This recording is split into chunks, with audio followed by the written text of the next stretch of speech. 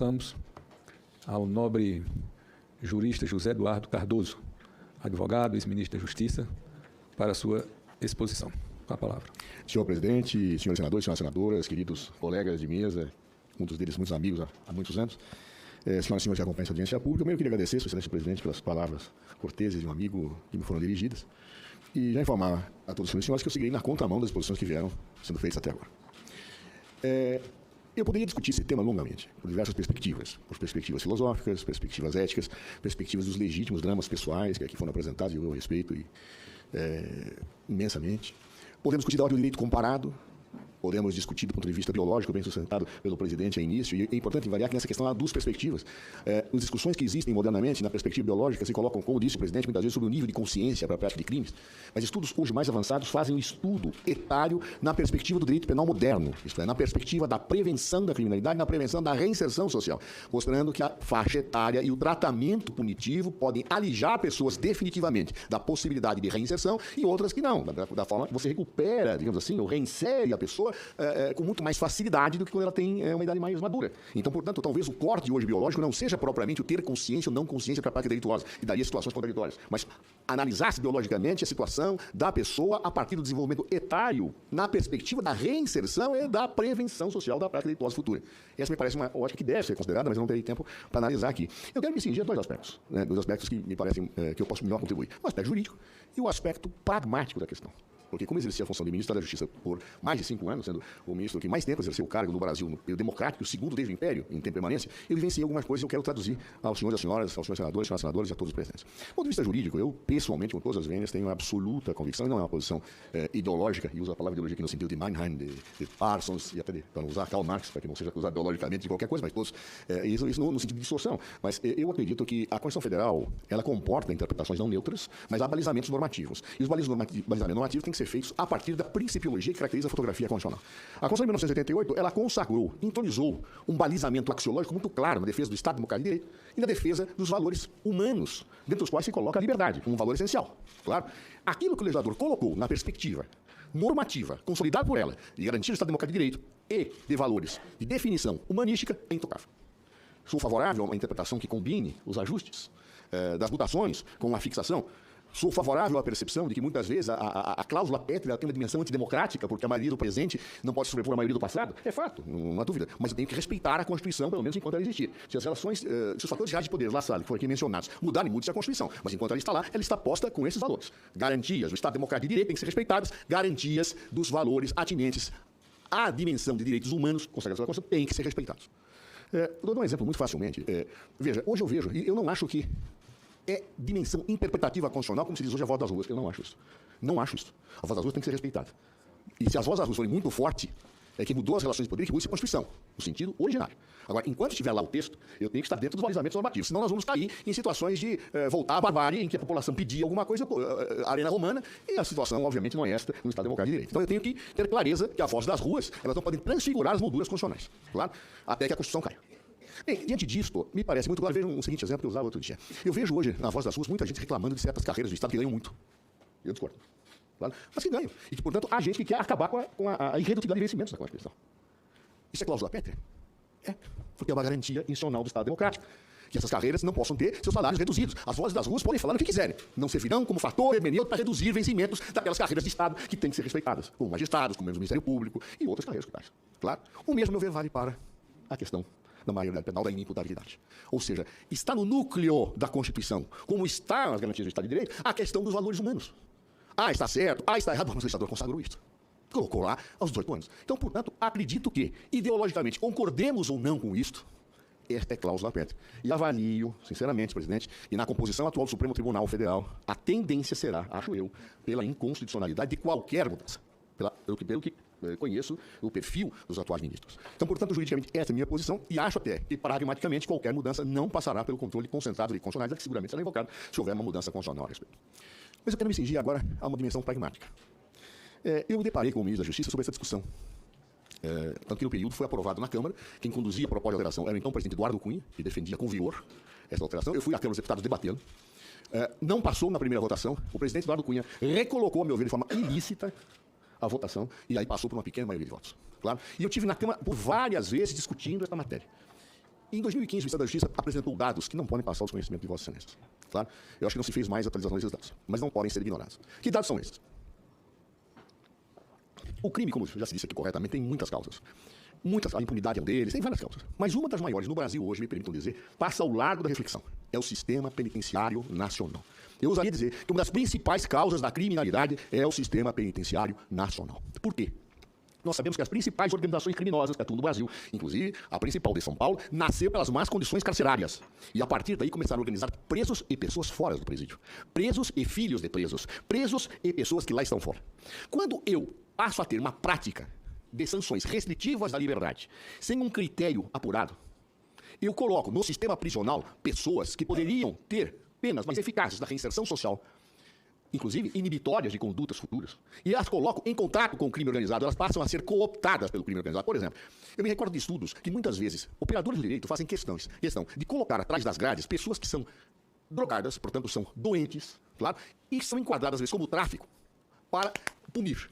Claro, essas pessoas entram como pequenos traficantes e quando saírem, sairão como grandes traficantes. Então, o que eu quero dizer, e eu não vou ter tempo para aprofundar muito, tem mais 5 minutos, é que o sistema prisional brasileiro, ele tem uma dimensão de restrição da liberdade em aceleração, ao contrário de outros países do mundo. Quando eu era ministro, o Brasil era o 4º país em população prisional do mundo, presidente. Hoje já é o 3º. E por quê? O DPI mostrou isso. Os países, como a ordem era em quantidade de preços, Estados Unidos, China, Rússia, Brasil. O Brasil passou a Rússia. Por quê?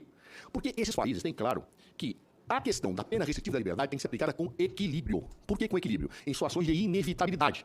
Porque se eu não fizer isto, eu vou contaminando o tecido social por pessoas que não só não se recuperam e fortalecendo organizações criminosas. Por isso, enquanto os outros países do mundo estão desenvolvendo situações mais restritivas da pena, claro, na perspectiva de buscar formas alternativas de pena, no Brasil nós seguimos o caminho inverso. E ao seguirmos o caminho inverso, nós abarrotamos os presídios de uma tal forma, presidente, nós temos hoje 700 mil pessoas, eu acho, presas. E um déficit carcerário de quase 400 mil. Nós não temos condições de cumprir os mandados de prisão hoje. E eu me recordo que o diagnóstico do Departamento Penitenciário Nacional é que se passasse a maioridade penal na forma em que foi aprovada pela Câmara, nós teríamos uma explosão do sistema penitenciário. Não há onde guardar pessoas. Não há onde guardar. Isso é estatístico, é comprovado, é numérico. Claro? A emenda constitucional que hoje se coloca, ela tem uma outra dimensão. Ela prevê a construção de unidades prisionais para adolescentes. E eu gostaria de dizer, presidente, que acho que isso, no Brasil hoje, por maior que seja a boa intenção, não tem execuibilidade. Por quê? Me recordo que quando eu cheguei no Ministério, o Ministério da Justiça tinha um programa lançado pelo ministro Tarso Genro, que era presídios de jovens adultos. Uma excelente medida. Ou seja, os jovens adultos iriam para esse presídio, claro, tendo um tratamento diferenciado, um presídio em padrões europeus. Nós não conseguimos tirar essa proposta do papel. Por quê? Por causa do custo do presídio. Aquele presídio custaria mais do que 6 unidades prisionais. E eu tinha um déficit no sistema de 400 mil vagas. Ou eu fazia este presídio, ou fazia 7 outros. Aí eu conversei com a presidente Rousseff, eu vivenciei o caso de Pedrinhas, que foi aquele horror. E ela falou, gaste o quanto você precisar para construir unidades prisionais. Além de outras medidas que nós estamos tomando para evitar a situação. Mas eu tinha que construir, não tinha como. Né? Eu consultei o DEPEN. A capacidade operacional do DEPEN, repassando dinheiro para os estados, para construir presídios, me permitia que eu gastasse R$1 bilhão. Eu pedi à presidente Dilma Rousseff. Ela me deu R$1 bilhão para repassar aos estados para fazer unidades prisionais. Sabe quantas unidades prisionais eu faria, ou quantas vagas eu criaria com esse programa inédito na história? 40 mil vagas. Eu tinha um déficit de 300 mil. Ou seja, se eu parasse de prender e ficasse fazendo, eu precisaria de pelo menos 10 anos para suprir o déficit. Só que o déficit ele aumenta ano a ano. Nós temos que ter clareza disso, aumenta ano a ano. Resultado dessa situação. Sabe quanto tempo demora para construir um presídio? Há métodos que permitem construir por 1 ano. Eu tentei fazer. O Tribunal de Contas da União não autorizou, porque as empresas de pré-moldados não abriam os custos. Então eu tinha que fazer pelo modelo tradicional. Sabe o tempo? 5 anos. Em média, porque os governadores não entregam locais, porque ninguém quer um presídio perto da sua casa, é um problema político. O custo de manutenção de um presídio, ele é maior, ele é equivalente ao da construção por 1 ano, então ninguém quer construir presídio. Aliás, eu até brinco, presidente, é o seguinte, a pior função do ministro da Justiça, se alguém quer ser candidato a alguma coisa, não seja ministro da Justiça. Engana-se quem quer fazer isso. E digo com clareza isso, porque a única coisa que você inaugura é presídio. E presídio não gosta de quem está lá dentro e quem está lá fora perto. Então, quer dizer, a minha obra, enquanto alguns entregam escolas, hospitais, entregar presídio, eu sou execrado pela população que eu fiz e pela população que está dentro que eu fiz. Então, não queira isso. Sabe quantas unidades eu entreguei? Ligando para governadores, dizendo que ia denunciar para a imprensa e ele entregasse a área. 9 mil apenas. 9 mil em todo o período que eu estava no Ministério da Justiça. E eram unidades contratadas ao longo do governo do presidente Lula. Ora, senhores, eu cheguei a dizer na Câmara, decidam soberanamente. Mas se decidir por esse tipo de medida, eu não quero ser o ministro da Justiça que vai gerenciar essa situação. Não há como. Não há como. Pragmaticamente não há como. E termino, portanto, então, presidente, protestando que muitos outros dados, números e reflexões eu poderia trazer aqui pela minha experiência de DIV. Mas acho que esta casa tem que pensar esse problema com muita seriedade a partir de estudos muito detalhados, sob pena de nós criarmos mais problemas para a segurança pública do que soluções. Agradecendo a exposição do Dr. José Eduardo Cardoso, vamos à próxima expositora, que é a senhora Lúcia Helena Barbosa de Oliveira, titular da 8ª Promotoria de Justiça Infracional da Infância e da Adolescência do MPDFT e representante da Associação Brasileira de Juristas pela Democracia para a sua exposição pelo tempo já estabelecido. Com a palavra, senhora. Bom dia a todos. Está funcionando? Bom dia a todos. Presidente, eu acho que o senhor precisa, eu não sou senadora para pedir isso ao senhor, mas o nosso tempo precisa de ser dilatado. Foram 5 falas contra 3. Nós estamos em desvantagem. Enfim. Mas a senhora não sabe como vão falar os outros. Não sei. Tá, sim, ok. Estamos um pouquinho mais, chegando um pouquinho mais perto. Eu queria dizer que se trata, sim, de uma postura política. E eu não tenho medo de assumir que eu, como promotora de justiça, tenho uma postura política. Eu não tenho postura política partidária porque a Constituição me proíbe.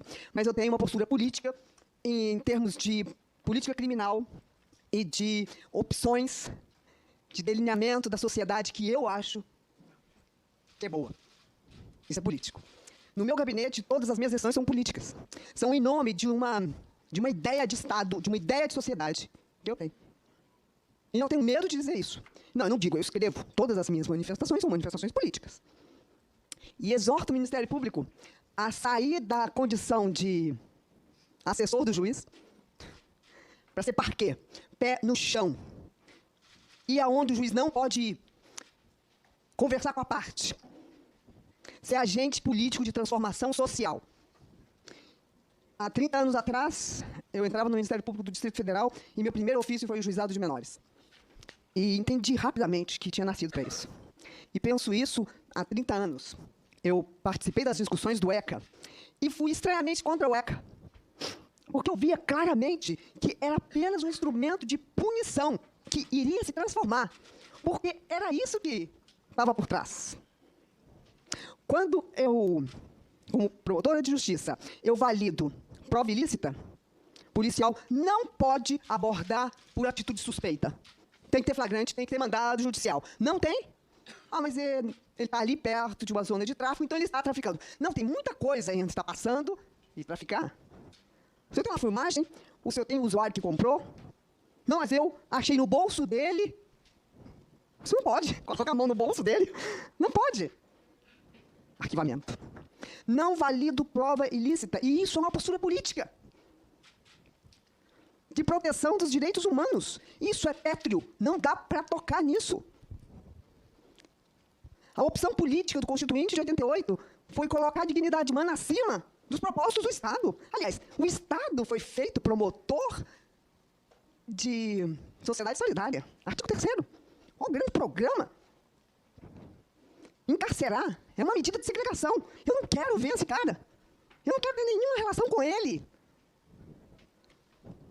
A gente fala em inglês, put behind bars.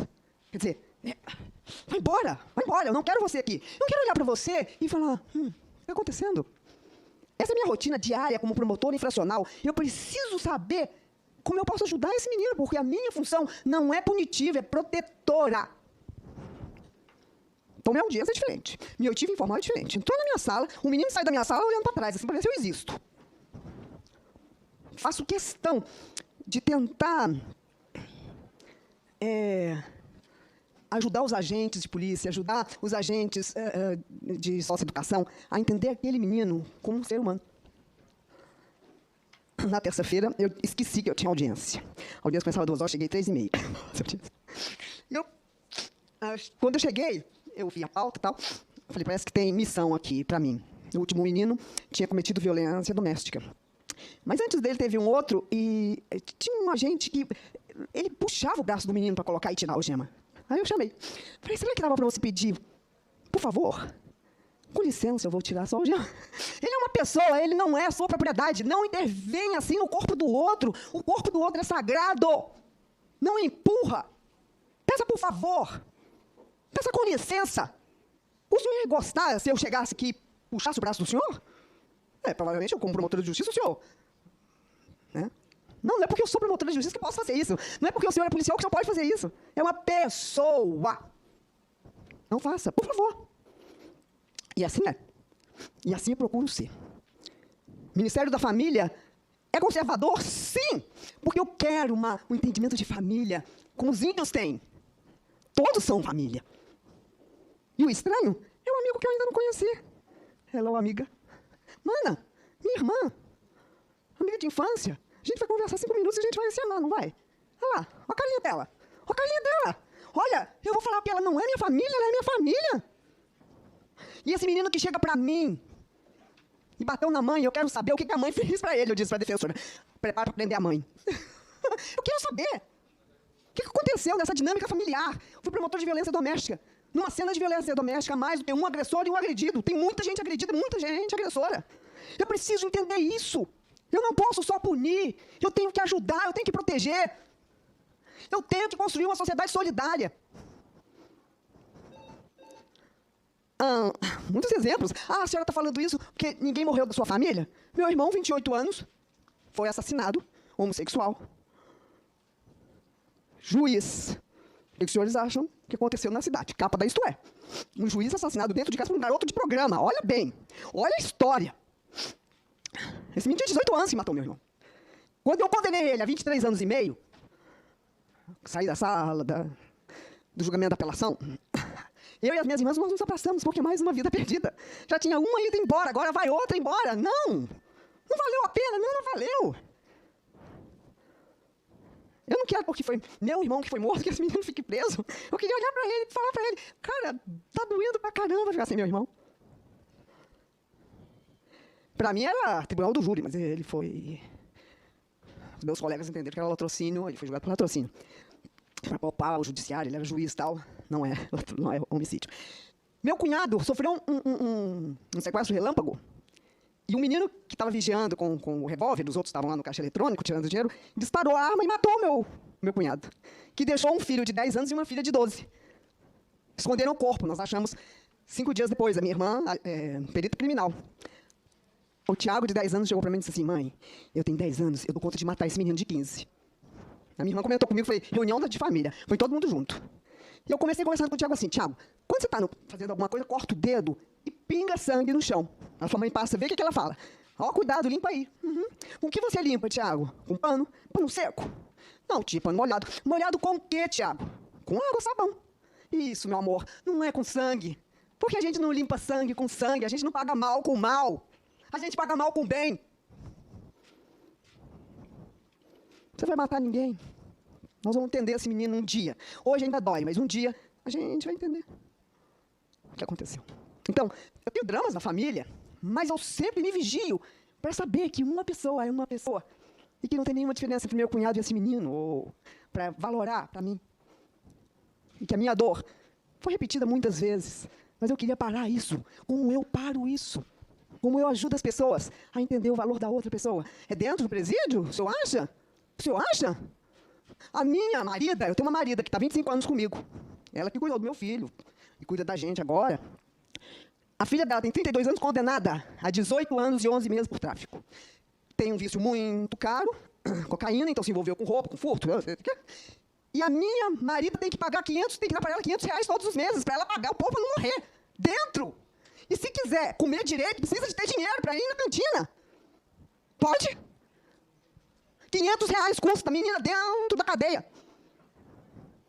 Esse sistema está falido, o ex-ministro falou. E a gente quer colocar mais gente lá dentro. Só para terminar, uma estatística. No sistema socioeducativo SINASE de 2016, pararam de fazer. Claro, né? Param. As coisas fundamentais param. Tem dinheiro para arma. 67% dos jovens presos no Brasil têm de 16 a 17 anos. 18 a 21 no sistema socioeducativo cai para 24%. Aí você pensa, recuperou os meninos. Ou morreram, porque são negros pobres, e o genocídio dessa gente, nessa sociedade, é bárbaro. Não somos nós, brancos, que estão morrendo, não. Quem está morrendo são os negros. E morrem por violência policial, por violência do tráfico. Ou então, ou morreram, ou estão no sistema carcerário comum, porque reincidiram. 70% de reincidência. O sistema socioeducativo não socioeduca. É só uma outra cadeia, uma outra prisão. 39% de morte dentro das unidades. A imprensa é proibida de noticiar suicídio, morte, tal, dentro da unidade. Um sistema altamente agressivo e violento, altamente.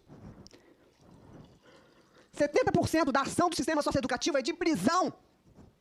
Não se privilegia a medida em meio aberto. Como nós vamos conversar sobre isso? O senhor é psiquiatra, senhor presidente, senador, do Piauí. Agora eu sou apaixonado por Piauí. Vou casar em Teresina, em julho. Apaixonada por Piauí. O que eu estava falando mesmo? Lembra pra mim? Uai, tá falando dos presídios. Olha. Psiquiatra. Boa. Psiquiatra. A gente precisa de fazer uma análise neurológica.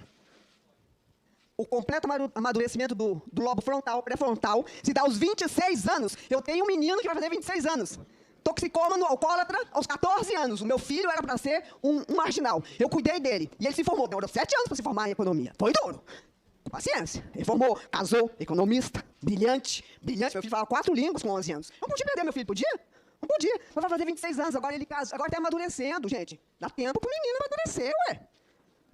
Na Alemanha, a maioridade penal é aos 18, se entre 18 e 21 é preciso avaliação neurológica para ver se há amadurecimento do globo frontal, porque senão vão para as mortes juvenis. Olha aí, gente, vamos avançar, não vamos olhar para quem não avançou ainda, não, vamos olhar para quem já avançou.